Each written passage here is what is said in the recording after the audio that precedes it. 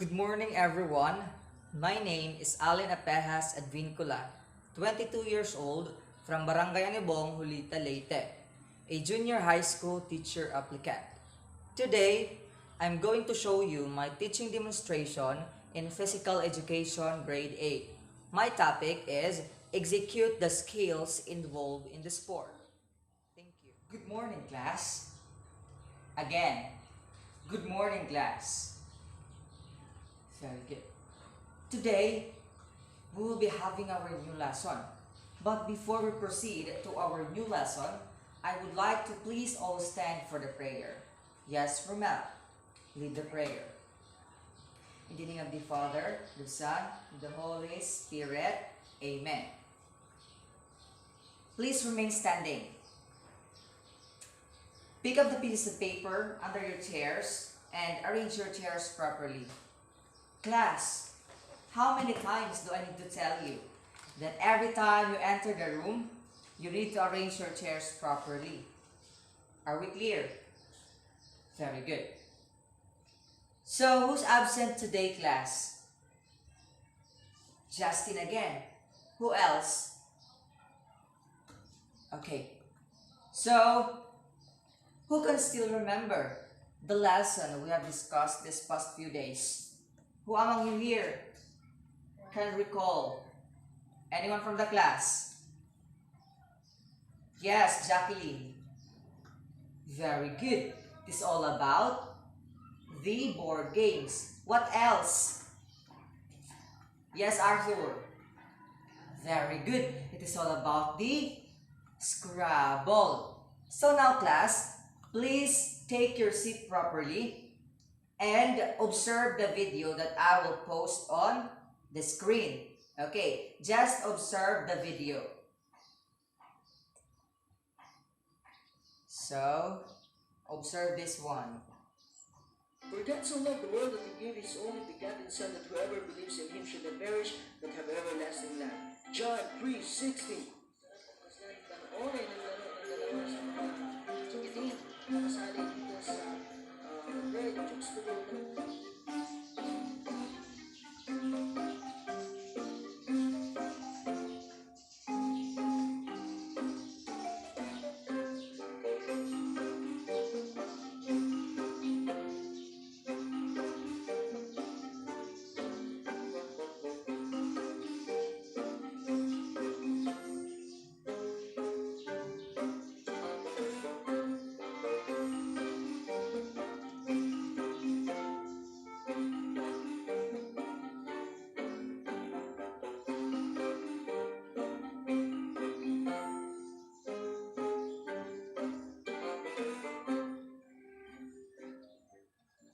Okay, so class, what have you observed on the video?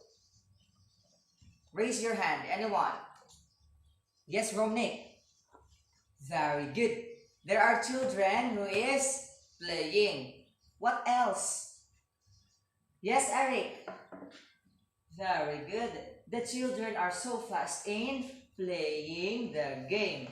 Okay. So now, class, I will call 6 students randomly to perform this activity. The direction of this activity and the name of this activity is Jumbled Letters.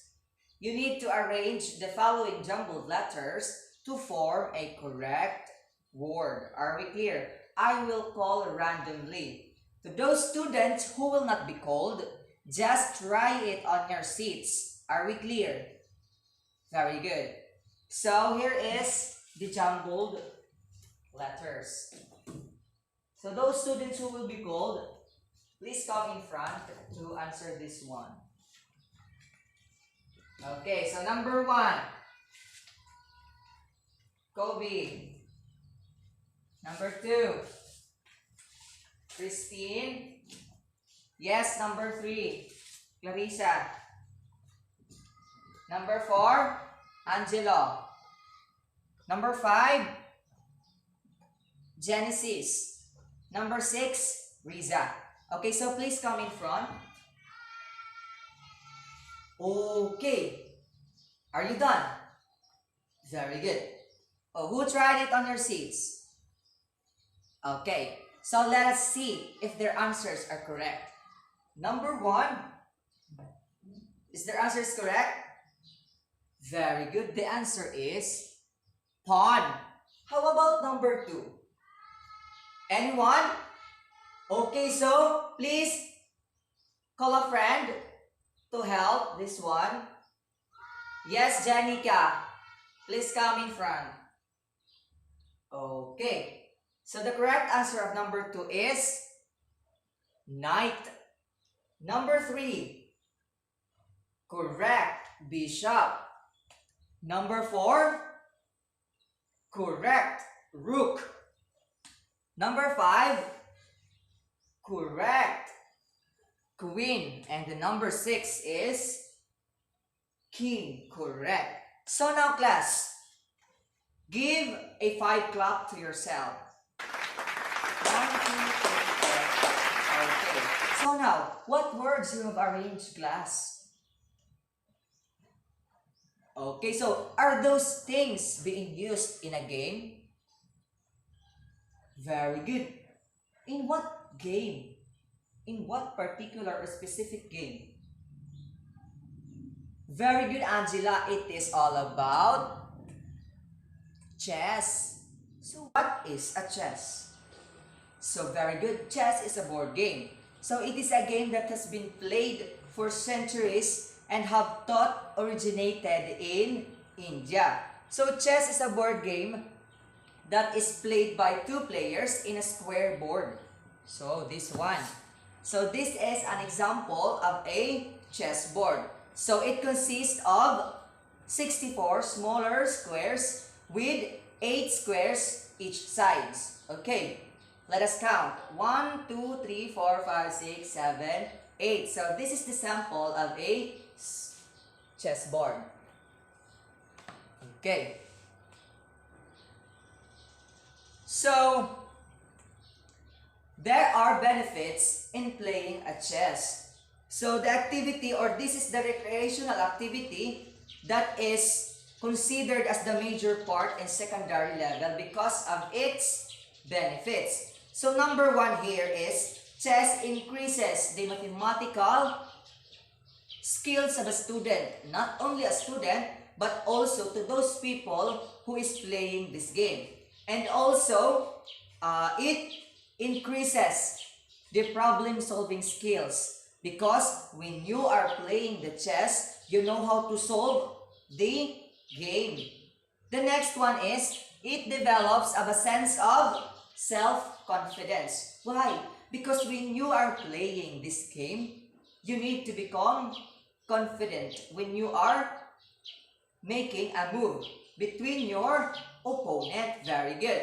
Next one, it also improves your communication skills. In what way? Very good. So, communication between yourself and your chess piece. Very good. So, it gives also a lesson on hard work because the athlete or a player, we need to become a hard-working one. Very good. Next one. It provides entertainment and relaxation. As what I have said earlier, not only the athlete, not only a student, but to the observer also. They will be entertained by the player. And also, not only the students will be relaxed, but also the observer will be relaxed. And there is also a health benefits. They called it as a therapy. Yes, when someone is facing a stress, they just play a chess to become what? To relieve their pain or the stress. Okay. So it can also strengthen the relationship of a family. How about you, Janica? Very good. So when a family plays together, becomes happy forever. So now, yes, Andrea, what is your question? Okay. So as what have you observed earlier on the video, there are just 2 girls who are playing? Very good question, Andrea. But remember, not only girls can play the chess, but both male and female can play this game. Okay, thank you, Andrea, for the question. So each players will start of 16 pieces. 8 pawns, 2 rooks, 2 knights, 2 bishops, 1 queen, and 1 king. Okay. So, a player who holds the white pieces will be the one who will make the first move. Are we clear? The first one to make a move. A player who is holding the white piece. Okay. So next, the object of this game is to checkmate the opponent. But it will occur when the king is being checked. Are we clear? Very good. So let us proceed to the 6 chess pieces. So there are 6 chess pieces, namely the king, queen, rook, bishop, knight, and the pawn. So let's proceed to the king. The king. So the king is the most important chess piece in a chess, but it is also considered as the weakest one. Let us see. This one is the king. Okay. So the movement of the king, it only moves 1 square in any direction. This one. As you observe, this block dot, this is the movement of the king. Only 1 square in one direction. It may be forward, backward, diagonal, or sideways. Are we clear? Very good. Next one is the queen. So the queen is the most powerful chess piece. So it moves in one direction, forward, backward, or sideways, or diagonal. So as all the other pieces except the knight, it cannot move over any intervening piece. So this is the queen. As you observe this one, this green dotted one, this is the movement of the queen. It can move forward, diagonal, or sideways. Very good. Next one. Next one is the rook. So the rook may move to any square as far as it wants, but only forward, backward, and to the sides. So the rooks are particularly power pieces when they are protecting each other and working together. Okay, so this is the rook. Observe this one. This is the rook. And the movement of the rook is this. As you observe, only forward, backward, or sideways. Are we clear? Very good. Next one is the bishop. So the bishop moves as far as it wants, only diagonally. Yes. Diagonally. This is the bishop. Okay. So each bishop starts on one color. It may be light or dark. Yes. And it must stay on one color. Are we clear? One color only. And this is the movement of the bishop. So it can move only diagonally. Unlike the rook, it can move straight forward, backward, but can't move diagonally. Okay. Next one is the knight. The knight moves going 2 squares in one direction. And then one more move and look like a letter L. So the knights are the only pieces that can move over pieces. They can move to one pieces to another. Are we clear? So this is the knight. This one. The knight can move into one pieces to another. This one, it looks like a letter L. For example, this is the knight, and there is a piece here, or there are chess pieces here, and the knight can move over this chess piece. Are we clear? Yes. Makakadaan yung knight sa isang chess piece papunta sa isang square. Very good. So the next one is the pawn. So the pawn moves forward but captured diagonally. So this is the pawn. This one. Okay. So on its first move, the pawn can advance 2 squares at a time. Example, there is a pawn here. The pawn can move 2 squares at a time. This one over here. 1 square, 2 square at a time.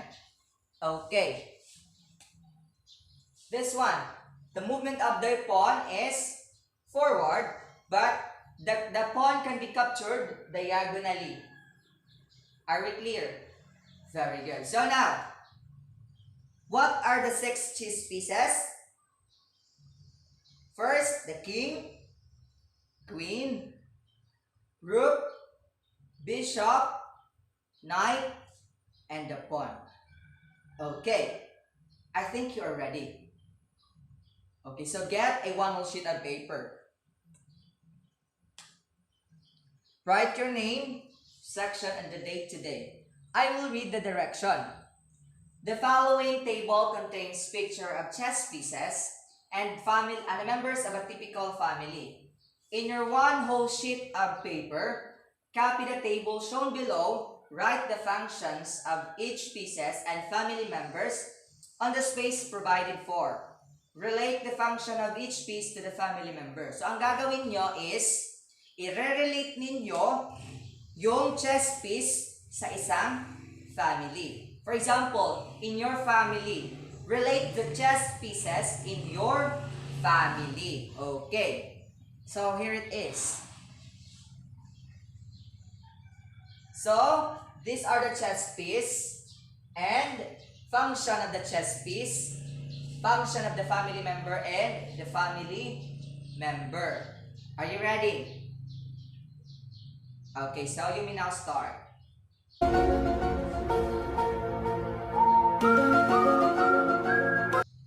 Okay, very good. Are you done?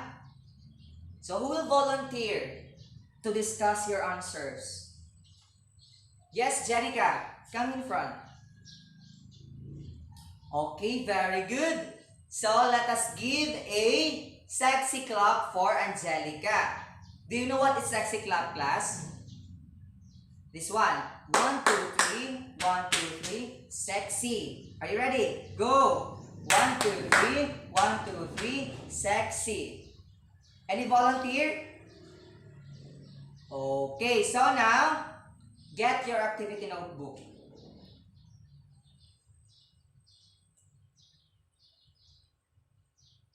Okay.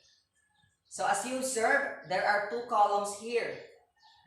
The first one is the chess pieces and the functions. Okay. Yours is to match the column A to column B. For example, the pawn, and what is the movement of the pawn? So you will match it to the letters. Are we clear? Okay, so are you ready? You may now start answering. Are you done? Okay, let us answer this one. Number 1, pawn. What is the answer? What letter? Very good, letter D. It moves forward but captured diagonally. Next one, number 2, the bishop. What is the answer? Very good, letter E. It moves diagonally as far as it wants. Number 3, the king. What is the movement of the king? What letter? Very good, letter F. the most important chess piece. Number 4, the queen. What is the answer of the number 4? Very good. Letter B. It is the most powerful chess piece. Number 5, the rook. What letter? Very good. Letter A. And the last one, letter C. Okay, so who got 6, 5, 4, 3, 2, 1. Okay, so kindly pass your papers in front. Write it here. Okay, so now class, I will group you into 5 groups. Are you ready?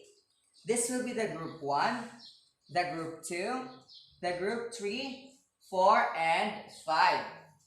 So yours is, you will look for your partner in your group. Okay. So every group members will look for their partners to become an opponent in playing the game. So the last man standing in every group will be the one who will play with other group. Naintindihan? Ang gagawin nyo is, sa bawat grupo, maghahanap kayo ng kapares para maging kalaban. So ang huling mananalo sa bawat grupo ay siyang kakalaban sa ibang grupo. Are we clear? Okay. So here's the board. Group 1, Group 2, Group 3, Group 4, and the Group 5.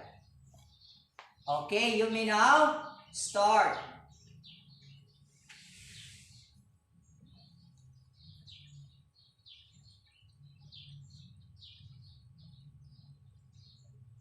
Okay, are you done? Very good. So now, you may now start with the other group. Okay, very good. So, let's give them a whistle clap or whistle bump clap. Do you know what is whistle bump clap? This one. 1, 2, 3. 1, 2, 3. Boom. Okay. 1, 2, 3. 1, 2, 3. Boom. Okay, so now, get your notebook, your assignment notebook. Okay, so, look for the history of the game domino. And what are the benefits in playing domino? Are we clear? Very good. You will pass it tomorrow morning. Yes. Okay, class. So that could be all. Thank you for coming and keep safe in going home.